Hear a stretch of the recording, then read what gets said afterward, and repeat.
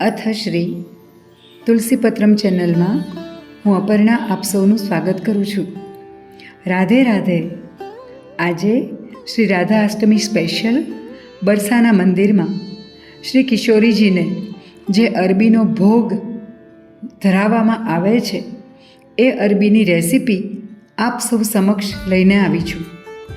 આજે આપણે અરબી કઈ રીતે બને છે એ જોઈશું અને એ અરબી આપણે બનાવી શ્રી રાધા રાણીને ભોગ ધરાવી આપણે પણ સૌ જમીશું. અરબી એટલે સૌરાષ્ટ્ર અને ગુજરાતમાં આપણે જે પતરવેલિયાના પાન ખાઈએ છીએ, જે પાત્રા કહેવાય છે, એ પાત્રાના પાન જમીનની ઉપરનો ભાગ છે અને જમીનની ઉપર જ એ પાત્રાના પાન હોય છે. નીચે ગાંઠ હોય છે, એને અરબી કહેવામાં આવે છે.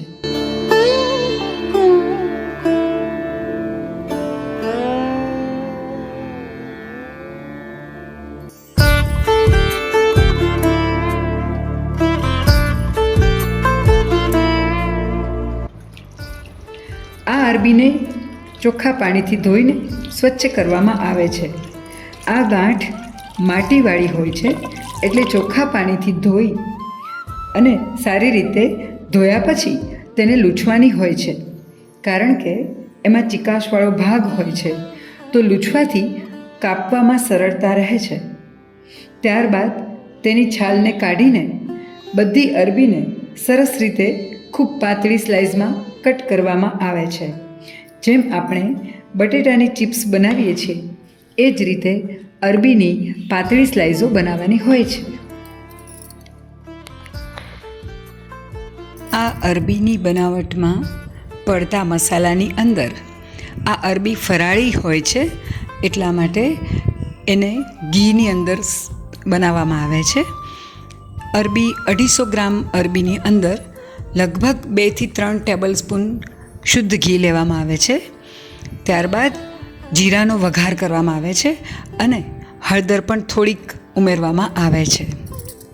એક પેન લઈ ધીમા તાપ ઉપર પેન મૂકીને એની અંદર 2 થી 3 ટેબલ સ્પૂન ઘી મૂકવામાં આવે છે.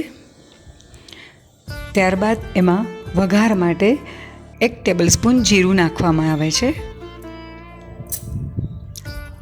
એ જીરું બરાબર ઘીની અંદર શેકાય અને જીરું ગરમ થાય, તતડે, ત્યાર પછી અંદર અરબીને ઉમેરવામાં આવે છે. અરબી ઉમેર્યા બાદ તેમાં 1 થી 1.5 ટીસ્પૂન હળદરનો પાવડર ઉમેરવામાં આવે છે.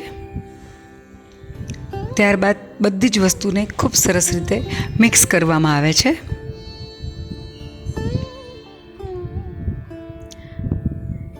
ખૂબ સરસ રીતે મિક્સ થયા પછી થોડી વાર માટે ઢાંકણ ઢાંકી દઈએ. 2 થી 3 મિનિટ ઢાંકણ ઢાંક્યા પછી અરબીની અંદર નમકનો ઉપયોગ આપણે નથી કરતા. જે આપણે રસોઈની અંદર મીઠું વાપરતા હોઈએ એ મીઠાનો ઉપયોગ અરબી ફરાળી હોય છે, એટલા માટે એનો ઉપયોગ નથી થતો. પણ સિંધાલુણ અથવા તો જે સંચળ કહેવાય એનો ઉપયોગ આપણે કરી શકીએ છીએ.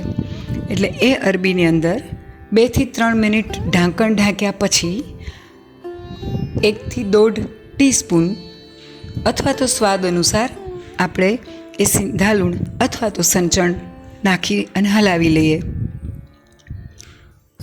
બરાબર મિક્સ થયા પછી 5 થી 7 મિનિટ માટે અરબીને ફરી ઢાંકણથી ઢાંકી દઈએ. અંદર પાણી નાખવાનું નથી, એની જાતે જ એ અરબી પાકશે.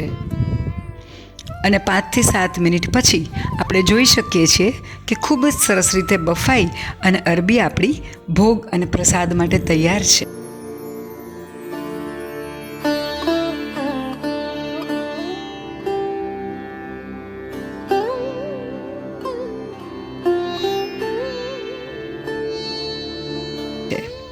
તો આવો આજે આપણે સૌ શ્રી રાધા રાણીને અરબીનો ભોગ ધરાવીએ અને આપણે પણ પ્રસાદમાં અરબીનો સ્વાદ માણીએ. રાધે રાધે. ફરી આવા વિષય વિડીયો સાથે મળીશું. અત્યારે રજા આપો. આપણું ને આપણા પરિવારનું જતન કરવાનું ના ભૂલીએ. મારી ચેનલને લાઈક કરજો, શેર કરજો, સબસ્ક્રાઈબ કરજો. આવજો.